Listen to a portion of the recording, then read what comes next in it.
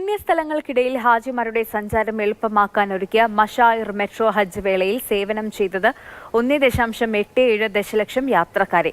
വിവിധ സ്റ്റേഷനുകൾക്കിടയിൽ മൊത്തം 2154 ട്രിപ്പുകളായിരുന്നു നടത്തിയത്. ഹജ്ജിന്റെ പ്രധാന ചടങ്ങുകൾ നടക്കുന്ന മിന, അറഫ, മുസ്തലിഫ എന്നിവിടങ്ങളിൽ മുൻകാലങ്ങളിൽ ബസ്സുകളിലും കാൽനടയുമായിരുന്നു ഹാജിമാരുടെ സഞ്ചാരം. ഹാജിമാരുടെ യാത്ര പ്രയാസരഹിതമാക്കുക എന്ന ലക്ഷ്യത്തോടെ 2010 മഷായിർ മെട്രോ ട്രെയിൻ ആരംഭിച്ചത്. ഈ വർഷത്തെ ഹജ്ജ് വേളയിൽ 1.87 ദശലക്ഷം യാത്രക്കാരാണ് മഷായിർ മെട്രോ സേവനം ഉപയോഗിച്ചത്.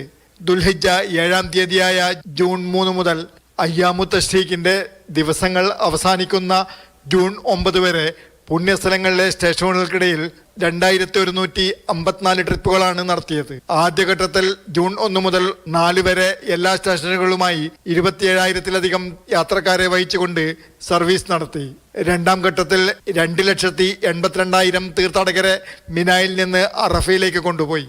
മൂന്നാം ഘട്ടത്തിൽ 2,94,000 പേരെ അറഫയിൽ നിന്നും മുസ്തലിഫയിലേക്കും, നാലാം ഘട്ടത്തിൽ 3,49,000 പേരെ മുസ്തലിഫയിൽ നിന്ന് മിനായിലേക്കും കൊണ്ടുപോയി. അയ്യാമു തശ്രീഖിന്റെ അവസാന ദിവസം സൂര്യാസ്തമനം വരെ നീണ്ടുനിന്ന അവസാന ഘട്ടത്തിൽ മിന 3 ജംറാത്ത് സ്റ്റേഷനുകളിലേക്കും തിരിച്ചും 9,20,000-ലധികം യാത്രക്കാർക്ക് മഷായിർ ട്രെയിൻ യാത്രാ സൗകര്യം നൽകി. Mathrubhumi news, Mecca.